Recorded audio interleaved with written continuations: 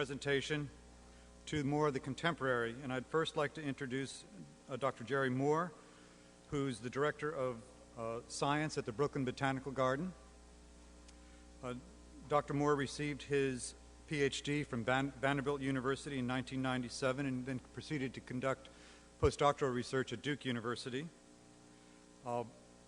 At the the Brooklyn Botanical Gardens, he is in charge and coordinator of the New York Metropolitan Flora Project. He is particularly a specialist in the plant family Cyperaceae, and has an interest in the theory of classification and nomenclature, which he will talk to us today. Jerry?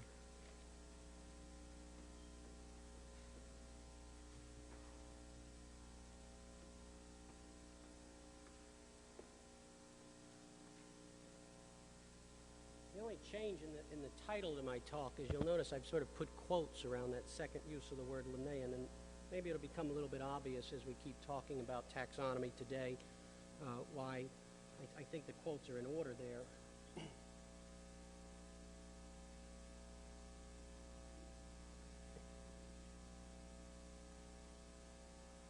Okay, I'm going to talk a little bit about different classification systems, and we're going to talk in a lot of history, not so much me, but keeping in mind we are talking about Linnaeus, so it's important to look at the history of classifications.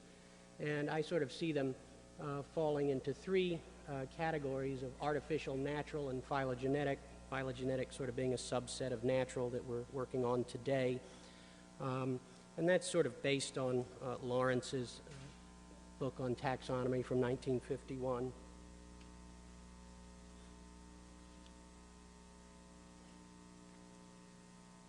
I'm also going to briefly talk a little bit about pre-Linnaean literature, only to sort of try and show how some of that literature influenced Linnaeus, and then talk about the Linnaean literature, Linnaeus himself and his followers, and then get more into post-Linnaean classification systems up to the present and looking to the future. One of the things I do when you work in New York City, you get a lot of odd requests, and one of the things I do, I'm actually a consultant for some of the broadcast corporations on game shows, so I sort of like to have fun with game shows once in a while. Does anybody know any of those faces up there? They're all pre-Linnaean. See, a lot of people don't. And one of the reasons is really our code of nomenclature, because our code of nomenclature says that everything begins with Linnaeus and everything before that is invalid. So why bother looking at it? Indeed, if you're practicing taxonomy, there isn't a lot of reasons to look at it. That's why Linnea was technically described by Linnaeus, because everything starts in plants with his species Plantarum.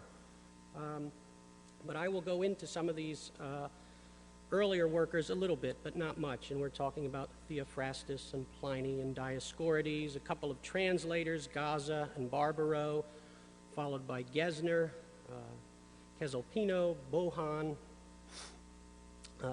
Turnfar, and Vailan. So those are some of the pre-Linnaean workers that influenced Linnaeus. Linnaeus not only classified organisms, plants, animals, minerals, but he also classified those who do the classifying. In his Philosophia Botanica, he really got into sort of describing those people who are out there doing botany. And he had aphorisms 6 through 52, where he talked about these different people who were working. And it wasn't a classification in the taxonomic sense, because Linnaeus actually placed himself in a number of these different categories. So he was in more than one. He was a phytologist, and that was the highest category. That was someone who had written a major work in botany, at least one. And he had a system in there where if you were in all capitals, you were an outstanding phytologist. If you were just in lowercase, you were an ordinary phytologist. And if you were in italics, you were an amateur phytologist. So even in the highest category, he was still putting other groupings within that category. He himself placed himself, but without capitals, so he was not too full of himself when he was doing this. True botanists, that's sort of self-explanatory. They have a real understanding of botany, whether they've published one major work or not, and they know how to name plants. Collectors is fairly self-explanatory. The fathers are those who came before Linnaeus. The commentators are those who made comments on some of the fathers and also translated some of the works, particularly from the Greek. The illustrators is self-explanatory, but it is here that he talked about herbaria. And he said that an herbarium specimen was better than any picture. And if you remember the old phrase that a picture's worth 1,000 words, I don't know how many words an herbarium specimen's worth, but it's quite a lot. And he had quite a bit of rules, as he was prone to write, on how to make a good herbarium specimen. I think there were 16 of them. The describers, they would do sketches of various groups of plants. Monographers would focus on one particular plant. The meticulous or the curious were those who were looking for rare things. Does anybody know who the Adonises were? It's kind of funny. Those were the university professors. Largely because they were in charge of botanic gardens, both private and public. There were flora writers, of course, travelers, whether they were collecting or not, going to remote parts of the world. There were people who were working on the methods in the system. And there were also the philosophers, and those were people who were rhetoricians, controversialists, which is pretty interesting. He classified some people as controversialists. He also had an aside there where he talked about some of the wars between kings that involved plants over history up to his time, including the fig, the cashew, the date palm, and the nutmeg. There were the legislators, which Linnaeus considered himself to be, since he wrote a lot of rules and regulations. There were the physiologists under the philosophers. They were working on the laws of vegetation and the mystery of sex. There were the plant systematists, and those were broken down into heterodox and orthodox. The heterodox were any people who were doing things other than classifying based on flowers and the fruit body. So those were people who might just be classifying based on the alphabet. He actually had a category for them, the alphabetists, and the root choppers who worked on the roots. There were the nomenclators, as we still have today, who were interested in synonymy and assigning correct names. And then there were the amateurs. And this is where language, I think, evolves over the years. So his listings in the amateurs are pretty funny because it includes the physicians, the chemists, and anatomists under amateurs. So very quickly to just talk about some of the early pre-Linnaean works, because you may never hear from them again or hear about them. Theophrastus, of course, is viewed as the father of botany. He gave us annuals and biennial and perennial habits. He was the first to really study germination. He understood the difference between indeterminate and determinate inflorescences. Pliny and Dioscorides, of course, were herbalists very early. And then you see Linnaeus in his Phytologists, and that's what I'm going over, his main category there, skips basically 1,500 years and gets into the 1400s. So he skipped over people like Albertus Magnus, who distinguished between monocots and dicots, perhaps the first to do so. He mentions a couple of the translators, Gaza and Barbaro, and then we get into the 1500s, the 1600s, and the 1700s, and there he lists quite a few phytologists. I'm only going to mention a few of them. He did skip over Otto Brunfels, who was active between late 1400s and the 1500s. He was perhaps the first to make the distinction between flowering and non-flowering plants, and he had a method that he used, and basically is that you would take the plant and you would hold it at arm's length with a naked eye and see if you saw any flowers. And so that's how they got classified. So here are Linnaeus's high-ranking phytologists, the ones that have capital letters in their names. Conrad Gesner, I think everybody's probably at least familiar with the Gesneriaceae. We got another family honored coming up in the next person. He was also one of the first to occasionally use binomials. Cesalpino, I think most people are probably familiar with this, Italian botanist. Linnaeus regarded him as the first true systematist. He did work, although his system did utilize habits, he also classified based on fruits. Boan, the French, gave us the precursor to binary nomenclature, which Linnaeus, let's say, perfected, but he did indeed use it. And then there is Robert Morrison, who utilized habit and fruit, and Tournefort and Bayan. And these are a few that I'm a little confused why he chose to put those in capitals. I looked into it a little bit, but not a lot. Why these 6? I think Bohan makes sense because of the binomials. But if you go up to his aphorism 165 in the Philosophia, any plants that agree in the parts of the fruit body should not be separated in a theoretical arrangement. And Linnaeus goes on to conclude that those authors that he mentioned had some play in developing this system that he would then build on to get away from classifications based on habit and actually go into classification systems based on flowers or fruits. Stafflo, who was a noted Linnaean scholar, didn't really agree with Linnaeus's conclusion in 165. He thought it was an oversimplification. But nonetheless, that is what Linnaeus concluded. One other mention of a pre-Linnaean person is John Ray, and I think that he should be mentioned. Various people have done work on him, and he influenced a number of the other botanists that came, as well as Linnaeus, and of course Josiah, who came later. So you see some influences of Ray in Linnaeus's technical aspects of his approach. And he did a lot of classifying and described about 18,000 species. So all of the pre-Linnaean systems obviously were dealing with the special creation at this point, and they felt it could be more or less discovered. And in that sense, they were sort of thinking they were doing a natural classification. There was some sort of process there that they could discover through nature. Not phylogeny, but the special creation. The pre-Linnaean systems were oftentimes the larger categories were based on the habits of plants, trees, herbs, vines, etc.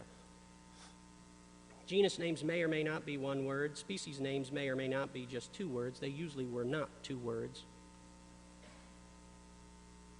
So we now come to the Linnaean period of classification. And his were, at least the one that he's most famous for, were explicitly artificial. He said so ahead of time. And in fact, in the Philosophia book, he talked about and did develop a primitive system of a natural system that he thought could be built on. But in the artificial system, the organisms are arranged for convenience sake, usually as an aid to identification, usually using one or few characters. That's exactly what Linnaeus did.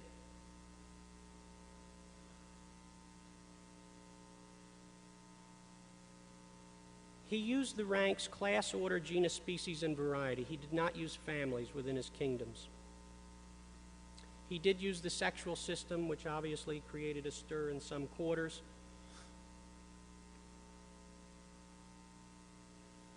Linnaeus wrote about himself in those aphorisms I talked about earlier, 6 through 52. He talks a lot about himself a little bit. He mentions some of his works under True Botanists. He doesn't mention Species Plantarum because it hadn't been published yet. Talks about his work in Lapland in terms of looking at rarities. Certainly thought himself as an Adonis since he was a university professor. Controversialist because he was involved in some controversies. Regarding his systematic position, I sort of went through all the different things he tagged himself as. He was a universal orthodox calicist sexualist. That was his string of categories that he placed himself in. Universal because he was working on the whole shebang pretty much. Orthodox because he was using fruits and flowers as opposed to habits. Calicist because he actually had an alternative system that was based on the calyx, and he used that term rather broadly to also encompass the cortex of the fruit. And of course the sexualist is obvious. He was a nomenclator. He had very strong views on how plants should be named, and he also was interested in the economy of plants. So this is why we're all here, the Systema Naturae, which is one of his works where he classified plants. Certainly not the only one. We, of course, as botanists generally focus more on Species Plantarum. But in these works, you have the Linnaean system. Are we all ready to go over all 24 classes? I'm not, so we're not. But anyway, we could, but it would take too much time. It's fairly self-explanatory. 1 stamen, 2 stamens, 3 stamens, 4 stamens, 5 stamens. It gets a little more complicated towards the end. But it is very artificial, based on just a character or two. CRYPTOGAMIA is pretty interesting because some interesting things end up there, and I'll talk about that later.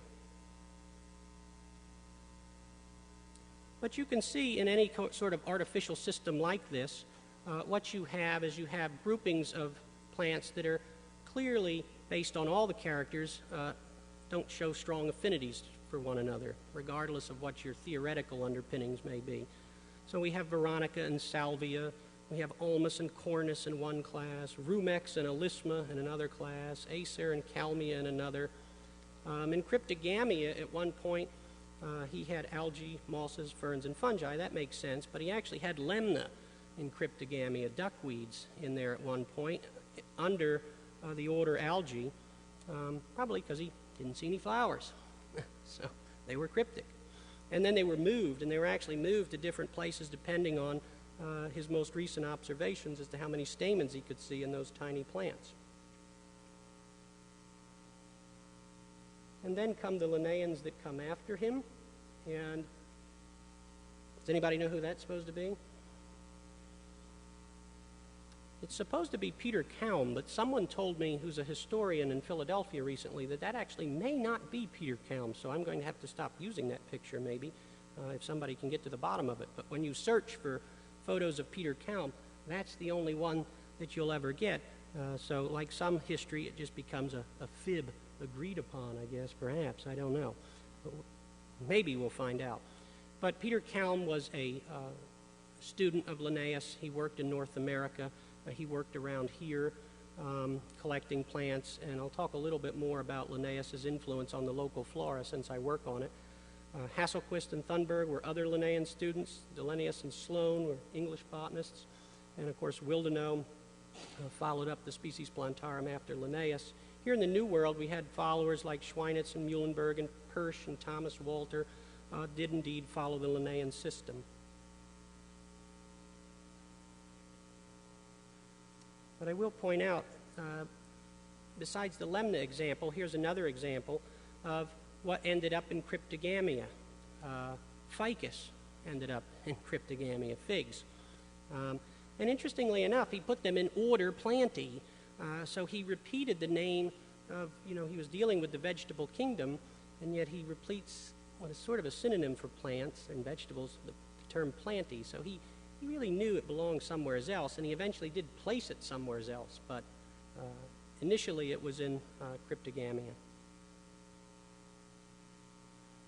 So after we move out of Linnaeus, I didn't want to spend a lot of time on the latter part of his life, which we've already heard about. We then get into sort of a revisit of natural systems, and then with Darwin, a little bit of change on the underpinnings of those natural systems. But a general definition is that these natural systems reflect the situation that is believed to exist in nature, utilizing all the information available. Okay. Now that's maybe too hard of a quiz, but after Linnaeus and pre-Darwin, we actually have a fair amount of French influence in some of the classifications as we go into natural systems, either people who were French or trained in France, Addison, Lamarck, Josiah, and the Decandolles.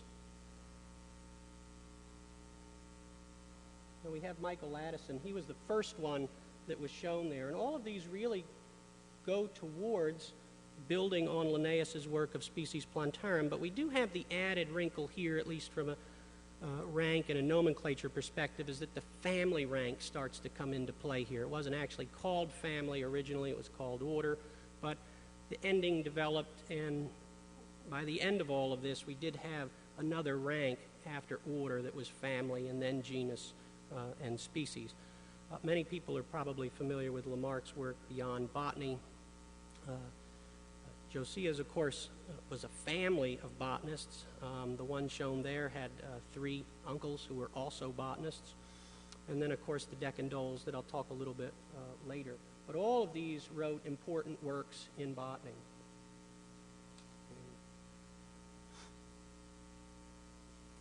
And then it comes to Charles Darwin, of course, and I'm not going to talk too much about that, except that the influence and the impact on the way taxonomists were thinking is pretty obvious. There were some botanists working in England and corresponded with Darwin. That would be Bentham and Hooker, who of course wrote their own genera Plantarum, which was widely adopted in England and the United States. And they frequently corresponded with Darwin, sort of going along with Darwin in terms of publications. And I know that Hooker was aware of what Darwin was doing and was more quick to embrace it as opposed to Bentham. It was a 3-volume work, and I believe Bentham did 2/3 of it, and Hooker did roughly 1/3 of it.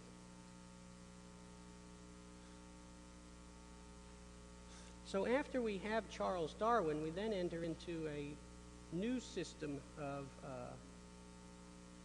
natural classifications, because we begin to have sort of phylogenetic thinking. Even though we don't have explicit methods developed for a while, people were starting to draw trees and things that were sort of looking like phylogenetic trees. Now, here's some people that some people might know, right? At least one of them. Everybody knows at least one of these, which I hope is Arthur Cronquist. Yeah. Eichler is the first one. He published a system that replaced Decandole in many parts except in the U.S. and the U.K. Adolf Engler, of course, he really doesn't need any introduction. In fact, the herbarium here may still be arranged on Engler's system.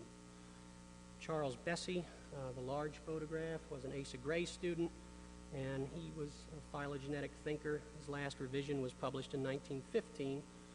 And then, of course, we have Arthur Cronquist. I could have shown other people like Tatkajan, Thorne, and Dahlgren, but all of these built on the systems that came before them. They were thinking phylogenetically, although they weren't constructing explicit phylogenetic trees. So there are some of the works that they did. And they're monumental. Adolf Engler, 20 volumes with Prantl. Just an amazing piece of work.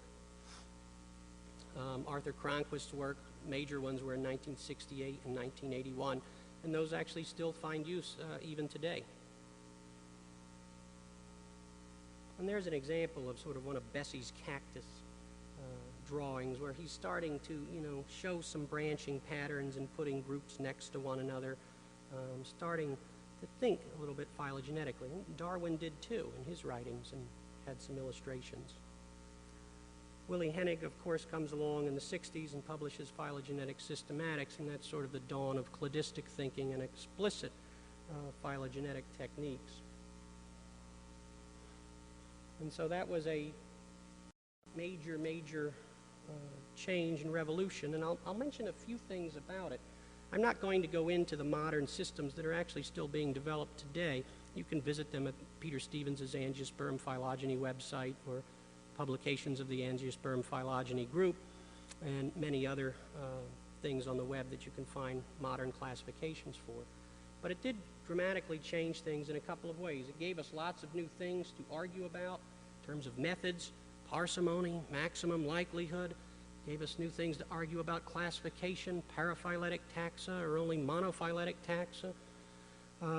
But another thing that it gave us was it sort of gave us a whole new field. And I think if you were to do a study, you would see that some of the things that were being done before the phylogenetic revolution, if you want to call that, I think, like in any science, when you have a new thing come along, I think fell a little bit by the wayside. So descriptive taxonomy, I think, maybe became a little bit less and less. As more and more students were trained in phylogenetic fields, I think less and less were trained to actually do descriptive work, describing new species, revising taxa in monographs, etc. So that's a quick run-through of almost a couple thousand years of history. So we come back, though, to Linnaeus, because that's why we're here.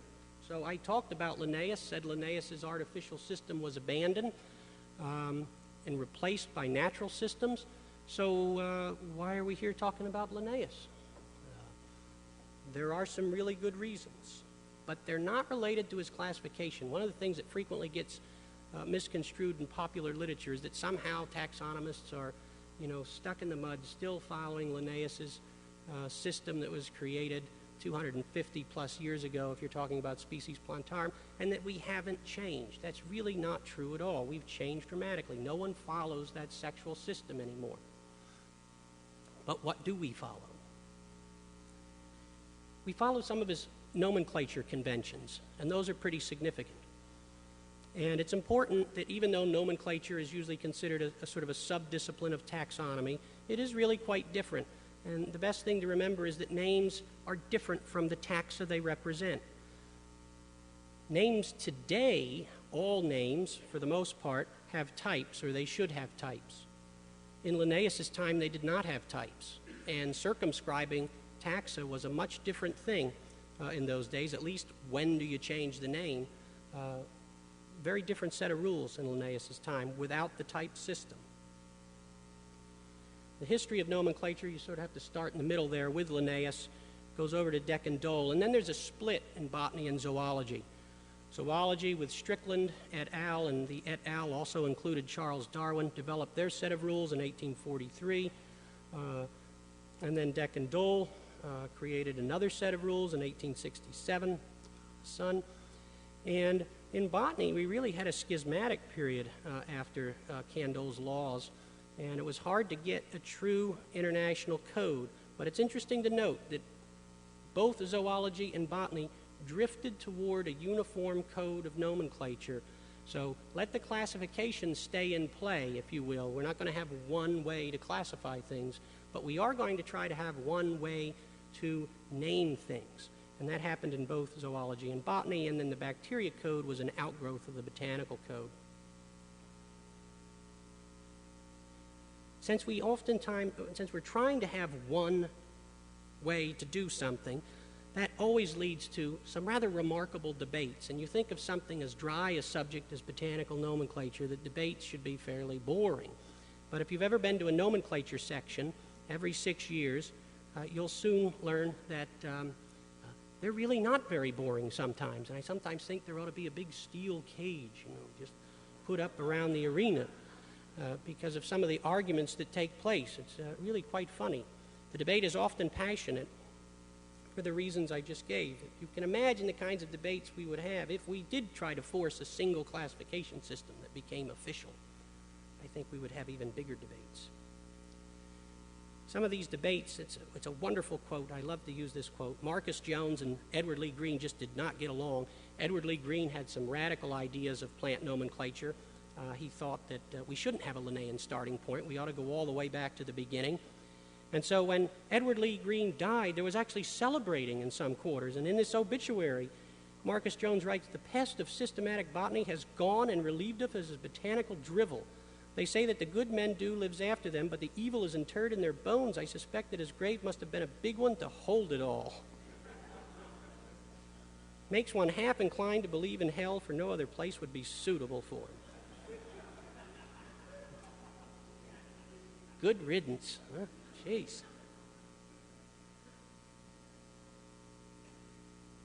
So, we do have to come back to what is so Linnaean about our current system.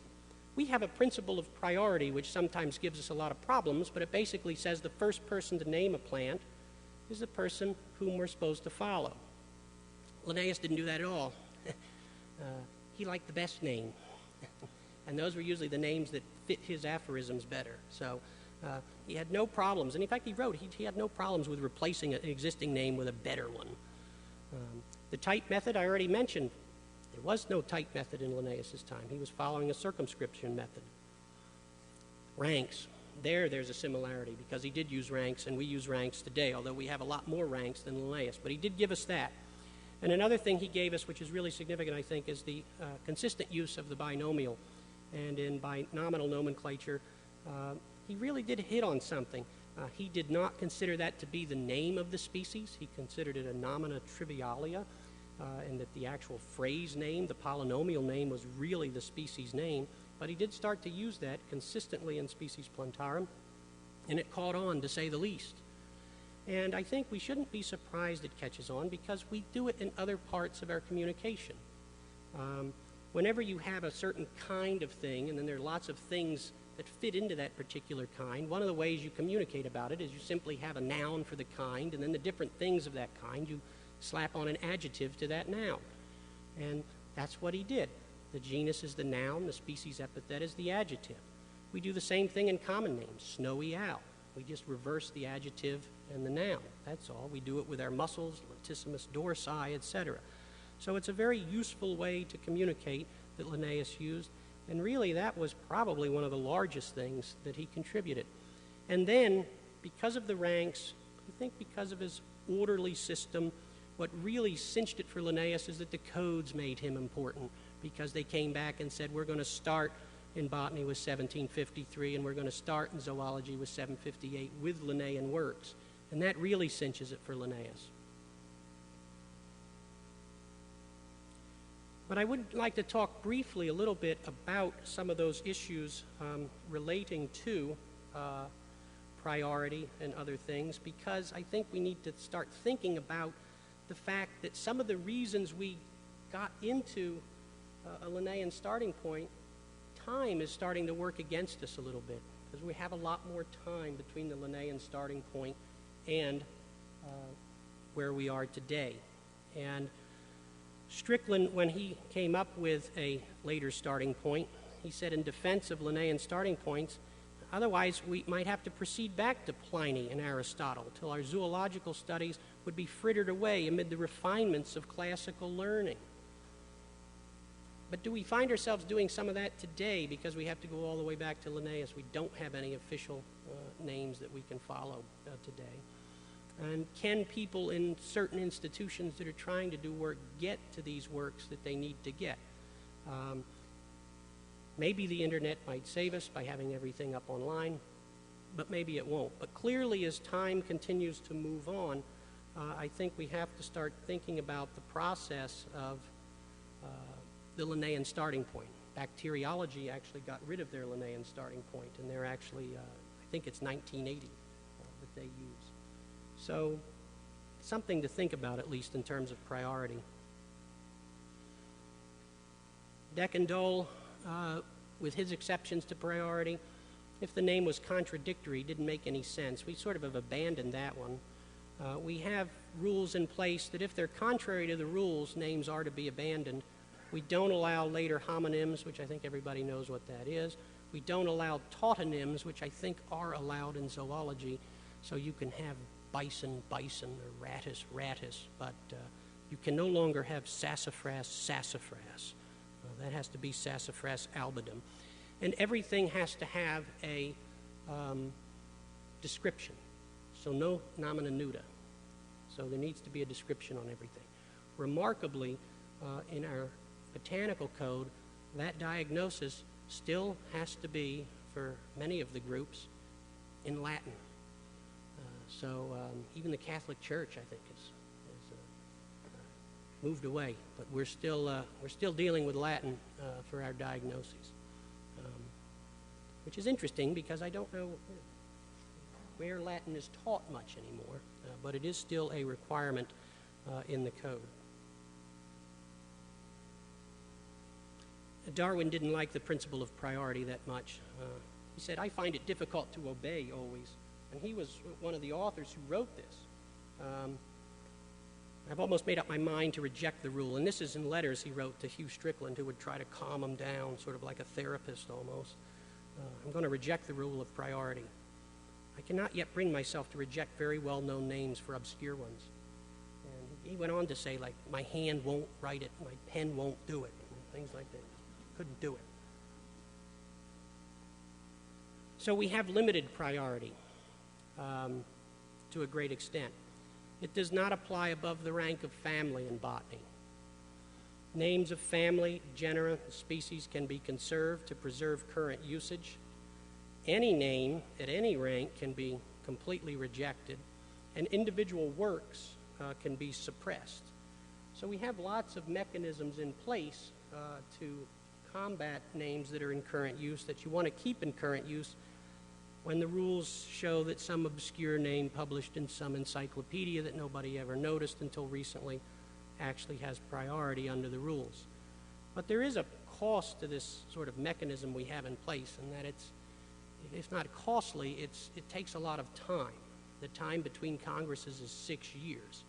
So sometimes you're oftentimes looking at a full 6 years before you officially dispose of a name.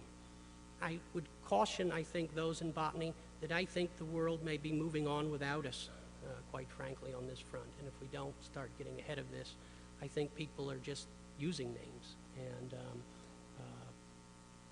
not really in deference to the committees that exist. So I think as time goes on, I think that's another issue that botanical nomenclature is going to have to address, drifting into irrelevancy, perhaps, on some fronts. But one of the critical things that Linnaeus did not use that we should spend a little bit of time on is type specimens. He didn't use them. There are Linnaean types, of course, but he didn't assign them as types. Those rules came later. In Linnaeus's time, there were various procedures known as circumscriptional methods, where you started tinkering with the circumscriptions of groups, and at some point, the rules would kick in that you had to change the name. But they're fairly complicated, and I don't have time to go into them here, and sometimes I even struggle to understand them myself. But the beauty of the type system, and in botany, some of the major contributors to getting the type system in the code were Hitchcock and Cook, who were two botanists here at the Smithsonian, one working on grasses, and I think Cook worked on palms, if I'm not mistaken. But they were big on pushing for the type method, and don't worry about that. Pay no attention there. But, they worked on getting the type method into the code, and it really is, combined with priority, a wonderful system to determine the correct name of a plant and to then work a new circumscription out. Because there's a type of Hudsonia, looks like tomentosa, I think. But what you do is the type is not typical, so it is not typological philosophy thinking that whatever you place under the name Hudsonia tomentosa has to look like that. But what the type does do is provides a universal starting point for everyone that wants to revise under the name Hudsonia tomentosa. You all start there. So at least you can't have circumscriptions that are mutually exclusive of one another. And when you start combining types and combining names and circumscriptions, the right answer is always fairly obvious. It's, okay, I've got these 5 specimens. They're all type specimens of 5 different names.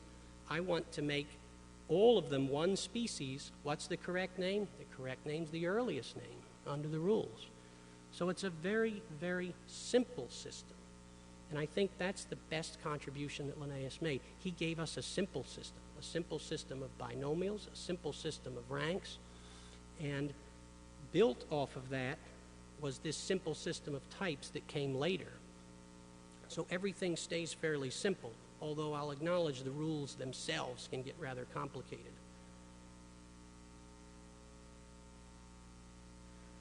So the nomenclatural type method eventually prevailed. It took all the way, I think, till 1935 in the Botanical Code before we had a full type system in place. And as I mentioned, it combined with the rule of priority provides a reasonably foolproof method for determining the correct name of a taxon upon its revision. The other thing that the ranks do that I'll mention, because I know there's a rankless system that's been proposed, is that it limits where you have to search. If you're working on a generic revision in botany, well, rank is applied, or priority is limited to the rank. So all you have to do is worry about the generic names that might be in play with one another. Don't have to worry about the family names or the species names or any other names at any other ranks. You just have to worry about ranks or names at that given rank. So that's another advantage to the system we have of ranks.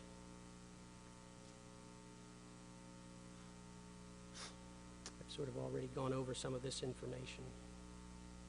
I'd like to go over the circumscriptional method more. I don't really have time. But you can see the circumscriptional method was in place. Nuttall had 2 species of Nemocolis that he described as denudata and foliosa. When Bentham came along, he synonymized the above 2 under the name Nemocolis natalii, so he gave it a new name. circumscription method allowed him to do it. The Q rule wasn't in place, so he could go ahead and do that. And Gray defended it too. So that was a big change when we had the type priority-based system that we have today. There was no more of this business. Under the current system, if you wanted to synonymize those two names, you'd have to pick one or the other to be them. If they were simultaneously published, then you just pick one of them.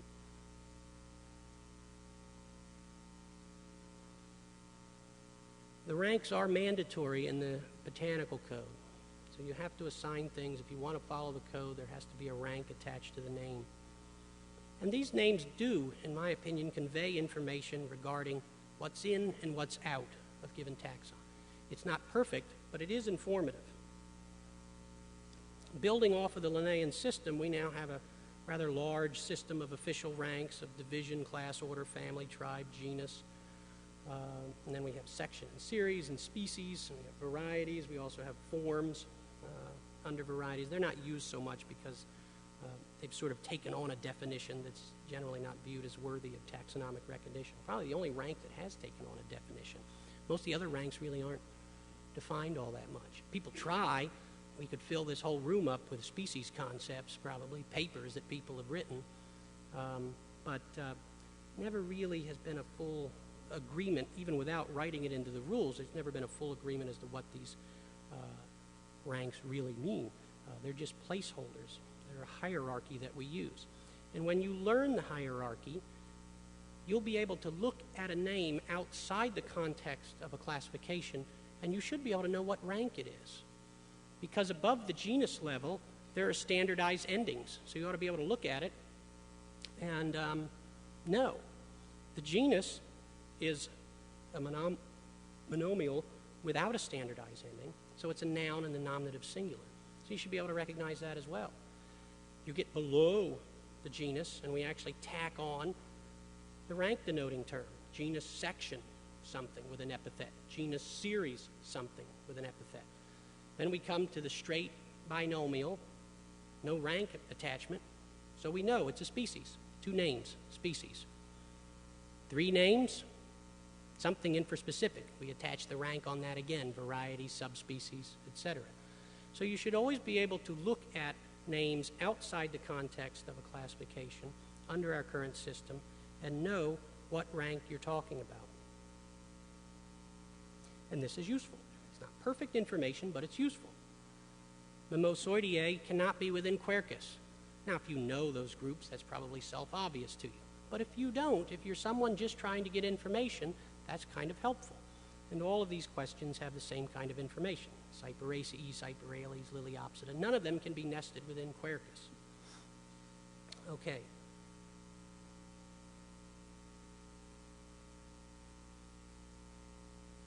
So, as we look at Linnaeus today, and I'm starting to conclude, I still have time, right?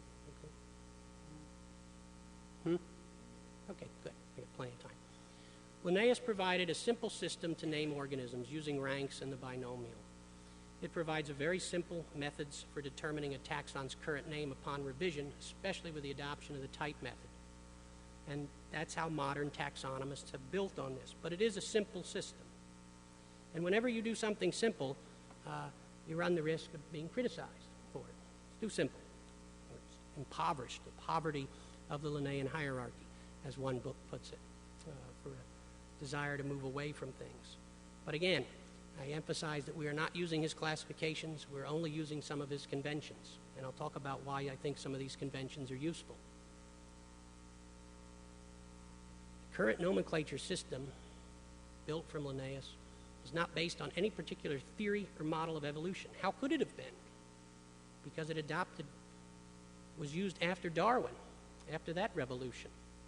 So Quentin Wheeler has a good quote, which I don't quote in full, but he mentions that our current system is compatible with any theory, really, but it's not a slave to it. In other words, we can move past the theory and keep the nomenclature if that's what we want to do. So we have phylogenetic trees, but if you look into some groups, which I think someone else is going to speak about later, in dealing with bacteria, phylogenetic trees aren't cutting it in some groups anymore. They don't cut it in some groups of plants where there's excessive hybridization. You have sort of a reticulation pattern. A prominent bacterial taxonomist Doolittle talked about lateral gene transfer and how it cannot be dismissed as trivial in extent or limited to special categories, then there is no hierarchical universal classification that can be taken as natural. Still doesn't mean you cannot classify things under the Linnaean system.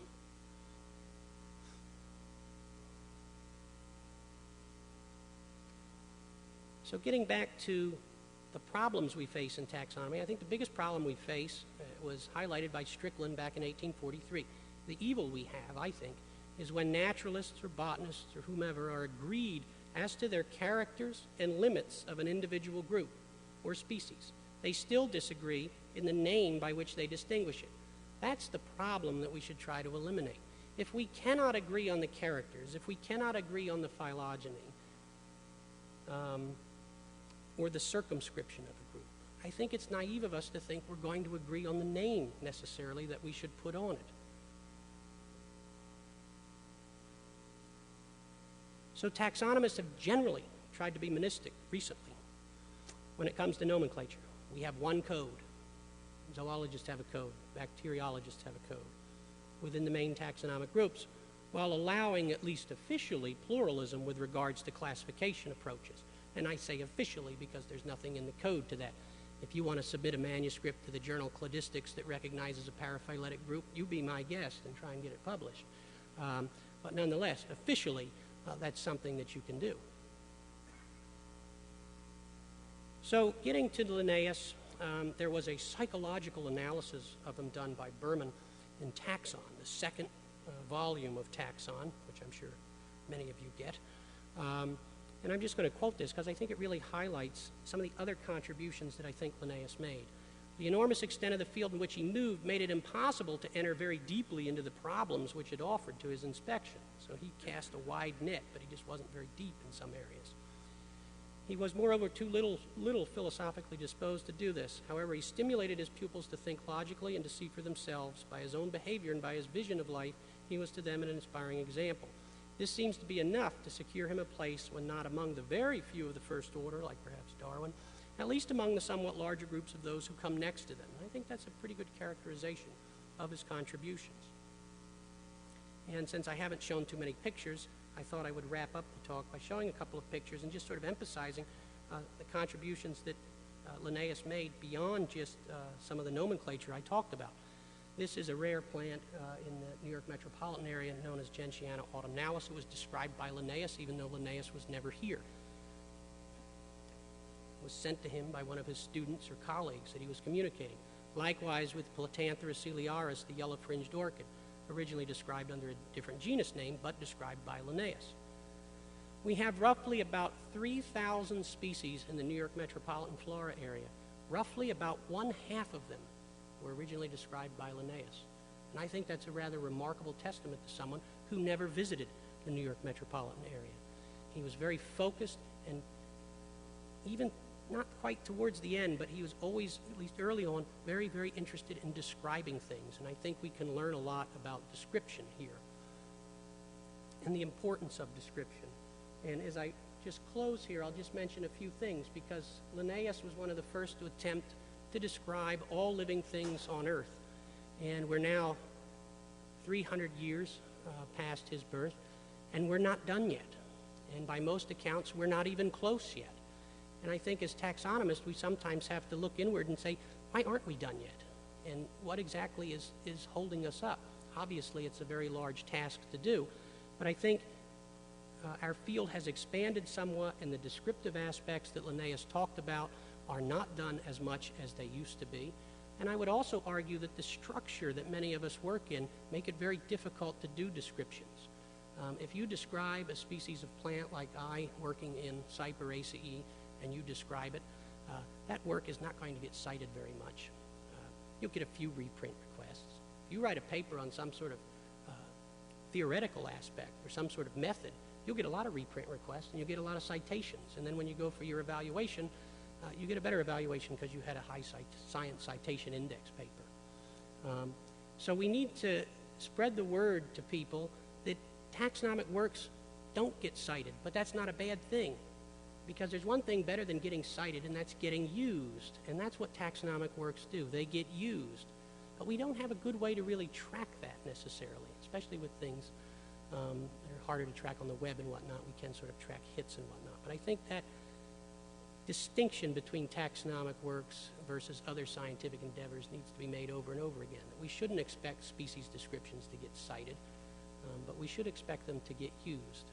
And hopefully we actually will finish describing all the plants in the world. It's either going to finish one way or another. Either someone's going to describe the last species, or that last species is going to go down the drain before it's described. And so let's hope that it's the former and not the latter. Thanks.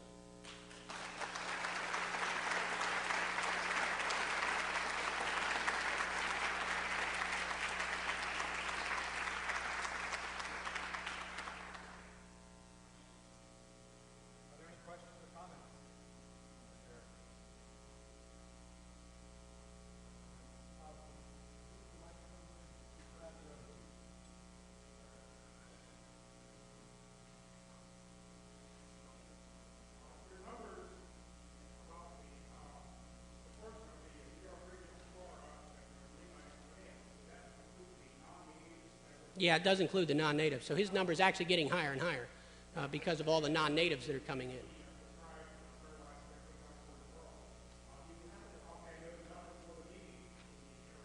I don't know the number for the native in the area, but I can tell you the number of non-native plants on our list is about 1/3, and it's growing every day. Besides development, introductions and spread of invasive plants are the biggest problem. Right. So we have lots of problems like that. We also have a few things coming up, like Polygola curtisii and a few other plants that we've recently seen that were only known from Delaware. So there's that issue that has other implications as well. I don't really want to talk about, but we're seeing some of that coming up as well. Right. Yeah,